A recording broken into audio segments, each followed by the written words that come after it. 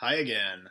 I wanted to take a look today at a couple of wines from California, a couple of current releases that I think are just like really crushing it right now, and wines that really exemplify the California style without being stupid or over the top or overpriced. California as a region, it's all over the map. It's all over the map in terms of quality. It's all over the map in terms of value, and it's even at the higher end in terms of when you're spending a lot of money on those wines. There's a lot of like dirty tricks out there in terms of winemaking practices. So I wanted to talk about two winemakers who I think are doing it really, really well. They're doing it the right way. And let's start with some Chardonnay. And California Chardonnay, yeah, it gets a horrible rap. It deserves it like 90% of the time. But when it's done right, it's some of the most beautiful, most decadent wine there is out there. And I think this is a guy who's doing it right. So Stephen Ross Dooley is the winemaker here. He's a guy who's been making wine in California for like 40 years now. And he likes to make his Chardonnay in what he calls the Burgundian style, following the Burgundian tradition. And some folks like to boil down, California versus France as being the difference of like too much oak and no oak at all. And that's just not right. Burgundy loves oak. They love to oak their Chardonnays, but they also understand how to balance that oak in. I think that Stephen Ross is a winery that really understands that aspect of Burgundian winemaking. This is a wine that's all indigenous yeast fermentation. It's 100% malolactic fermentation as well, but that happens spontaneously, naturally. So they're not forcing these wines to be anything. This is just what happens in California, is that you're going to get this style. So you follow that Burgundian tradition and still end up with a very different wine.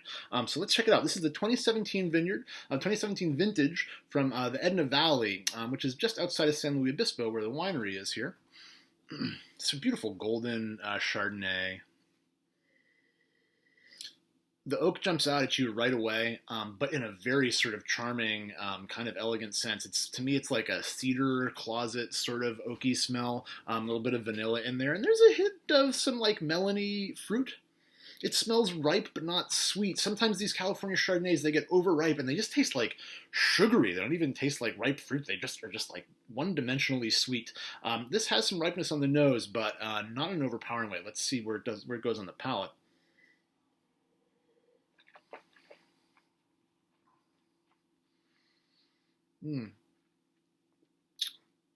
The ripeness comes across here in terms of body weight for sure. Beautiful, full, round mouthfeel to it. Nice, soft, round edges. But actually, in terms of how it drinks, the palate's fairly savory, actually. There's just enough acidity to really get my mouth watering here. And I get that sort of tropical fruit, but it's not a saccharine ripeness at all. Just really balanced, really, really elegant style of Chardonnay here.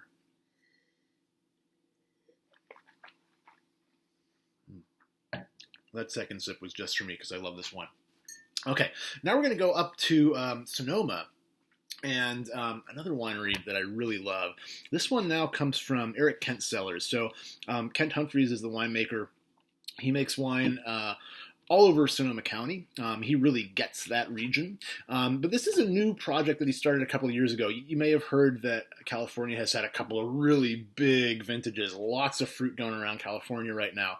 And Kent realized that he normally works with sort of small lots, single vineyard wines, but he realized that there's a lot of good fruit out there, and if he opened up his sourcing a little bit, he could make a wine that still lives up to his quality standards, just for a lot less money. So this is actually, the new project here is the Appellation Series that he started doing 2 or 3 vintages ago.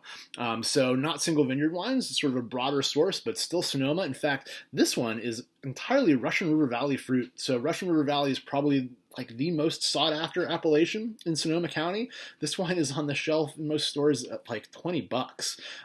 That's super cheap, not just for Pinot, especially for Pinot Noir from Russian River Valley. So let's see if the quality is there too.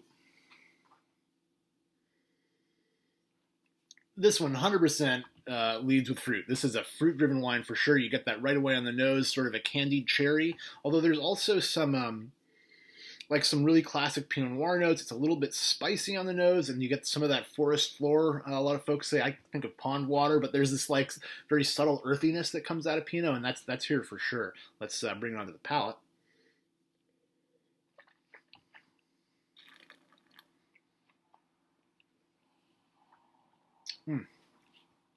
Talk about a fruit-driven wine. that just still manages to play with some acid, manages to play with some spice and some savory notes again.